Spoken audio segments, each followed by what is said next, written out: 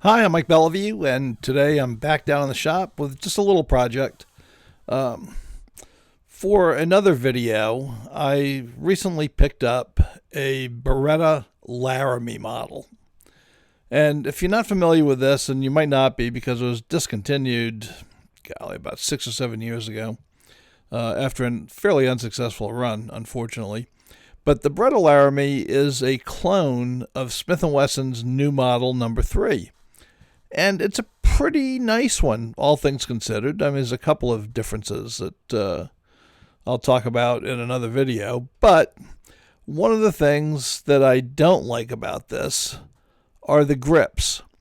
It's got a set of walnut grips that are heavily stained and just kind of a mess. And they've got the Beretta cartouche on them that just kind of sticks out like a sore thumb. Now, mind you, it's not like new model number 3s didn't come with walnut grips. They were available as an added cost option, but they were beautifully checkered grips, and they looked nothing like these Beretta Laramie grips. So I decided to make the Beretta Laramie look more like a typical new model number 3, which came with hard rubber grips like this one. And I'm going to kind of take you through that today. The grips I'm going to be using come from Vintage Grips, and they're now owned by Triple K Manufacturing. And the beauty of these is what they did is they went out hunting for original grips and original butt plates, hard rubber butt plates, and they made molds from them. So these are grips that are made for the original new model number 3, which means they're going to take a little bit of fitting to go on the Laramie, but not a whole lot.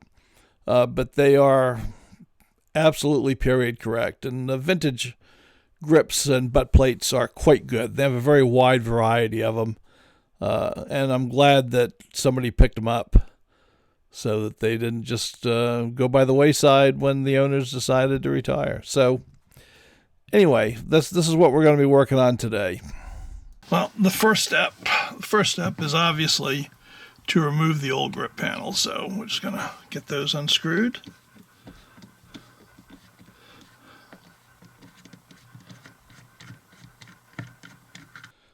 Okay, I just want to mention, because I'm sure you can see the cartridge rims in the cylinder there, and you're thinking, oh my God, he's working on a loaded gun. I'm not. I tend to keep snap caps in a lot of my guns when I'm not using them. And this gun right now is loaded with 6 snap caps, not live ammunition. So I probably should have taken them out, not to scare the horses, but trust me, it is not a loaded gun.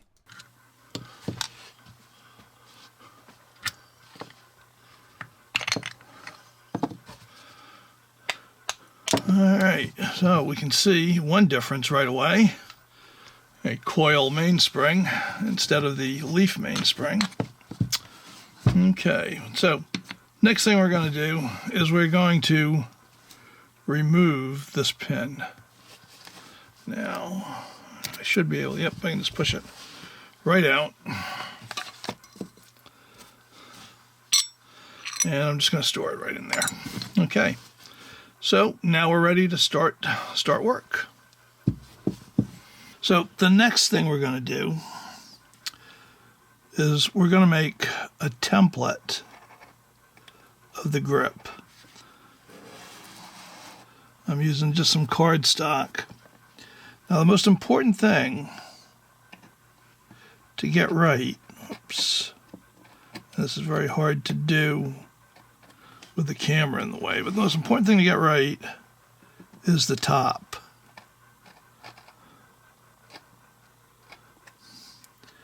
Which is why I am doing it with a knife rather than with scissors, because I can get much closer. Alright, so let's see how the original grips fit. And you can see they're off at the top. So what I did, I cut out templates by tracing the original grips. and I've taped them onto the replacement grips, and now I'm going to try to make the contours match using a Swiss needle file.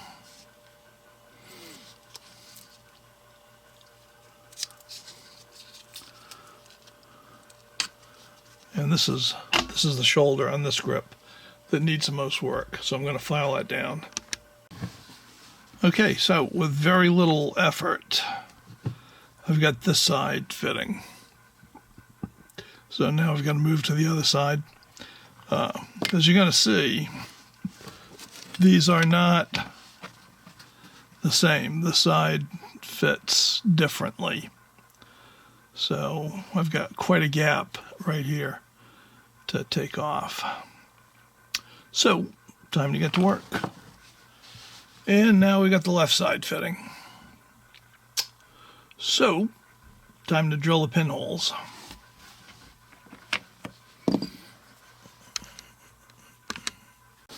Okay, so the next step is to drill a proper pinhole, retaining pinhole in these grips. Now, modern Smith & Wessons take a 1/8 inch pin.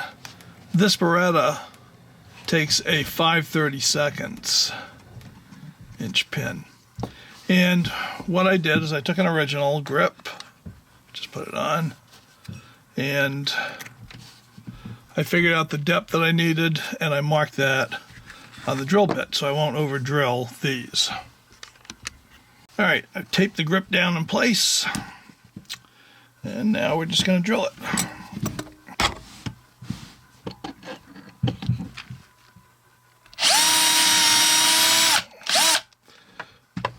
Okay.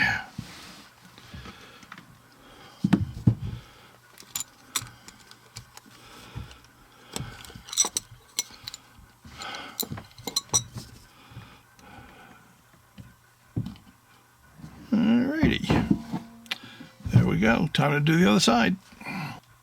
Alright, same deal on the left grip now. Try to get it where you can see it.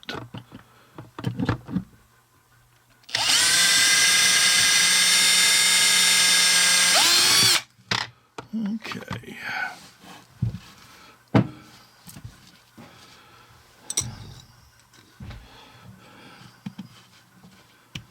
All right. Okay, grips are on. They're pretty well anchored. Both sides. They feel good. So now all I've got to do is put in the escutcheons and the screws, and then trim the bottoms, and we'll be done. And pretty easy job. All right, so I've got Brownell's escutcheon screws and escutcheons, and now it's time to install them. We're going to see how this fits, and that's pretty loose. Probably going to have to epoxy that in, but we'll just give it a try at first and just see how it does.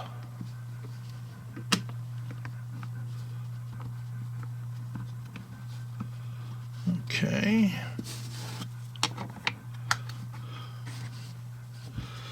Put this escutcheon in. And that one's a little bit tighter.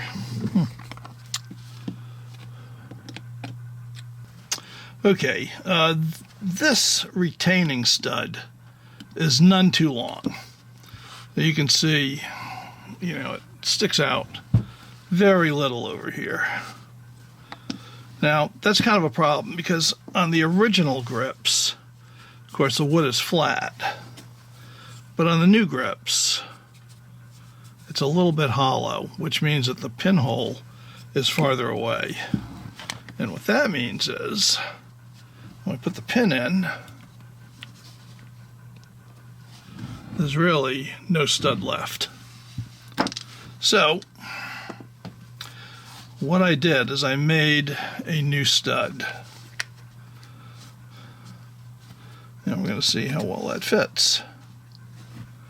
Alright, so now we're back basically to the original amount of stud sticking out on this side, which means we can get a good solid grip. So that is exactly what we want. So we're going to use the new pin, and we'll put this one away.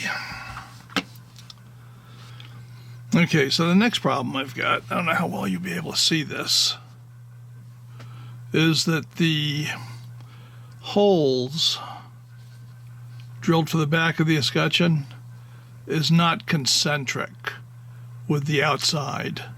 So I don't know if you can see it reflecting. I'm going to show you. Here's what the problem is. I can't put it through this way because it's hitting the grip. And when I put it through this way, I can actually poke the escutcheon out.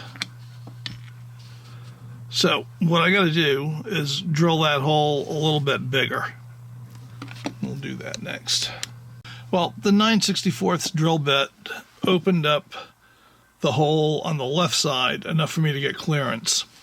On the right side, not so good. It's off by quite a bit more. But it's all off on one side, and rather than drilling a humongous hole that would give me less support, I'm just going to take a Swiss needle file and I'm going to open up just that side. There. Okay, so we got the escutcheons in, got the screw in, everything lines up nice and tight, just what we want. Screw obviously has to be trimmed, but before I trim it, this escutcheon is a pretty loose fit, and they both are actually, but it doesn't really matter on this side, but it matters on this side if you want to get the screw tight. So what I'm going to do is I am going to coat the edge with some epoxy, screw it back together, let it cure overnight, then I'll take the screw out and then we can trim it. Okay, I've got just a drop of epoxy around the edge of that escutcheon. We've got it screwed together. I'm going to let it cure overnight.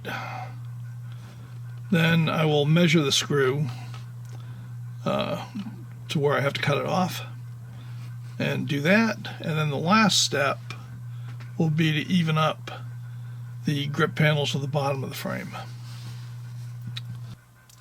All right, the escutcheon's in good and solid now. Before I take anything out, I am going to use this caliper, lock it down good, and I'm going to measure how much of the screw needs to be cut off to bring it flush with the escutcheon nut. So we'll just put that aside for now. All right, let's pop the grips off.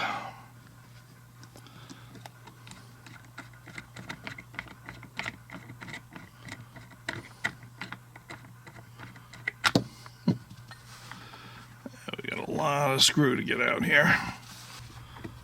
And there we go. Pull the pin out. And I'm going to put the screw aside for now. Okay, I don't know if you'll be able to see this. I scribed the bottom of these grips with a sharp knife. And in a few minutes, I'm just going to file down to that line on each of the grips. But first, let me get this screw ready. All right, so I marked with a piece of tape where I've got to cut that screw off, the bolt off. And we'll take care of that. Okay, screws cut down. Everything's looking good. I've covered over the frame here with a piece of heavy duct tape, because what I'm going to do now is I'm going to sand. I filed the grip down. It's pretty much flush now. I'm just going to sand it a bit to polish it. Okay, flush with the bottom of the grip frame. Screws and escutcheons in. It doesn't fit like it grew there, which I could make it do that, but really it fits so well that it's just not worth the additional effort and the potential damage to the finish to screw around with it. Well, the new grip is fitted. Doesn't look too bad. In fact, you can compare it with the original right here. It's an original new model number 3, so it's looking pretty good. And now we'll just switch right back to the Laramie. And I'm pretty happy with this. So I think we can move on using this gun. Well, unfortunately, winter is closing in kind of early on us this year, which we were due for one. So I'm not sure when I'm going to get this gun out to the range to do a shooting video. But there'll be some other new model number 3 stuff coming up in the future. I plan on doing a video on the evolution of the number 3 from the earliest number 3 American right up to the new model number 3. So stay tuned. Little S&W history coming along, and eventually we'll get this baby out to the range. You can see how it shoots. So until next time, bye.